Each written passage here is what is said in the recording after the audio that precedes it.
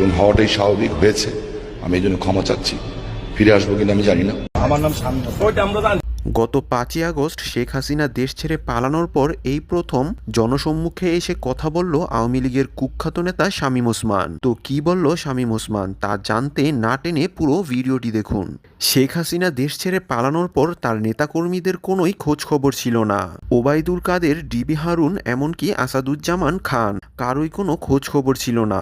এই সকল নেতাকর্মীদের খোঁজ খবর নেওয়ার জন্য সাধারণ জনগণ হন্য হয়ে রয়েছে।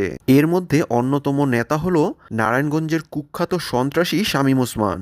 আওয়ামী লীগ সরকার ক্ষমতায় থাকা অবস্থায় শামীম ওসমানের অত্যাচারে নারায়ণগঞ্জবাসী অতিষ্ঠ হয়ে গিয়েছিল। নারায়ণগঞ্জের মতো ছোট্ট একটি জেলার এমপি হলেও তার সন্ত্রাসী কর্মকাণ্ড এবং ভাইরাল ডায়লগের কারণে শামীম ওসমান ছিলেন অনেক ফেমাস। আসো খেলবো, খেলা হবে, খেলা হবে।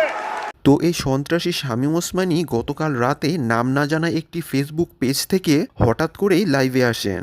লাইভে এসে শামীম ওসমান দেশবাসীর কাছে ক্ষমা চেয়েছে এবং বলেছে তিনি আর কোনোদিন দেশে ফিরবে কিনা তা নিজেও জানে না। যদি দেশের জনগণ কোনোদিন নিজেদের ভুল বুঝতে পেরে তাদের যোগ্য নেত্রী শেখ হাসিনাকে সসম্মানে বাংলাদেশে ফিরিয়ে আনে তাহলেই তিনি দেশে ফিরবে। এছাড়া শামীম ওসমান জানায় আওয়ামী লীগ ক্ষমতায় না থাকা সত্ত্বেও বর্তমানেও তার যথেষ্ট পরিমাণ ক্ষমতা রয়েছে। তিনি যদি চায় যে কোনো সময় তার খেলা হবে ডায়লগ দিয়ে বাংলাদেশে অশান্তি সৃষ্টি করে দিতে পারে। তিনি জানায় বর্তমানে নারায়ণগঞ্জে তার টোকাই লীগের যে সকল নেতাকর্মীরা রয়েছে তারাই বাংলাদেশের পুলিশ বাহিনী এবং সেনাবাহিনীর জন্য যথেষ্ট। তো দর্শক, যাই হোক, শামীম ওসমান যদি সত্যি সত্যি বাংলাদেশে আসে এবং আপনার সামনে পড়ে তাহলে আপনি তাকে কি করবেন তা আমাদের অবশ্যই কমেন্ট করে জানাবেন।